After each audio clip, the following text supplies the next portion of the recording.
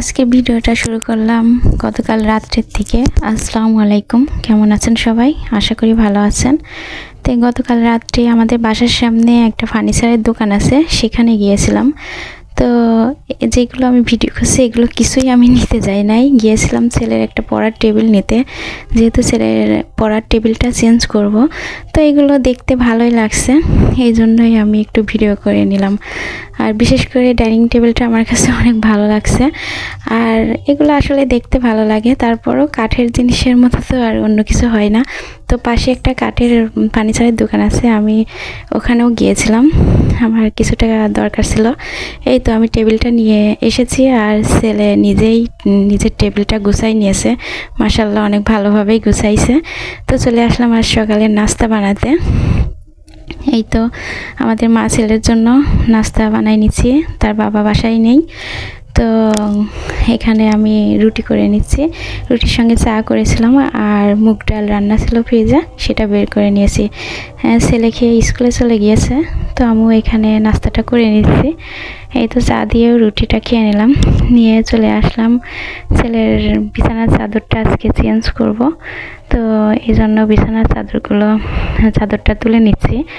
আর পুরুষ মানুষ বাসায় না থাকলে কাজে মানে রান্নার তেমন চাপ থাকে না। আর আমি তো ভাবি, যেহেতু ওর বাবা বাসায় নেই, কী রান্না করব এটাই সবসময় ভাবি।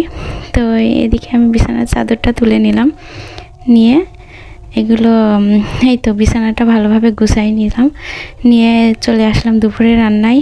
এদিকে আমি ডিম সেদ্ধ দিয়েছিলাম, অন্যদিকে আমি সব কাজকাম সেরে আসলাম, ঘর বাড়ি সব গুছাই, ঘরগুলো মুছেও নিয়েছি, নিয়ে কাপড় চোপড় কেচে নেড়ে দিয়েছি, দিয়ে এই তো আমি ডিমগুলো ছেলে নিচ্ছি। তো আমার কাছে ডিম ভুনাটা অনেক সহজ রান্না মনে হয়, এই জন্য আমি শর্টকাটে বেশিরভাগই ওর বাবা বাসায় না থাকলে আমি ডিমটা ভুনা করি। আর আমার ছেলে ডিম ভুনাটা পছন্দ করে, সে তো মাছ খেতে চায় না, ডিমটা পছন্দ করে, তো এই জন্য ডিম ভুনাটাই করছি। তো এখানে আমি ডিমটা এখন ডিমের পেঁয়াজটা ভেজে নিয়ে মশলাটা কষাই নিব। তো আসলে ডিম ভুনাটা আমার মতো আর কোন আপুর কাছে এমন সহজ মনে হয়। আমি ডিম সেদ্ধ দিয়েও অনেক কাজ করে নিয়েছি, আসলে খুবই সহজ রান্না, ডিম সেদ্ধ দিয়ে কাজ করে নেওয়া যায়। তারপরে মশলা থাকলে, রেডি থাকলে ডিমটা অনেক তাড়াতাড়ি ভুনা করা হয়ে যায়। তো যাই হোক, আমার ডিম ভুনাটা হয়ে গেছে। তো আমি ভাজনার গুঁড়া দিয়ে দিলাম, দিয়ে এই তো ডিম ভুনাটা এখন আমি নামাই নিচ্ছি। তো মাশাআল্লাহ, অনেক ভালো কালার হয়েছে, খেতেও ভালো লাগছে। এই তো আজকে এই ছিল আমার রান্না। তো সবাই ভালো থাকবেন, সুস্থ থাকবেন, নিরাপদে থাকবেন, আমাদের জন্য দোয়া করবেন।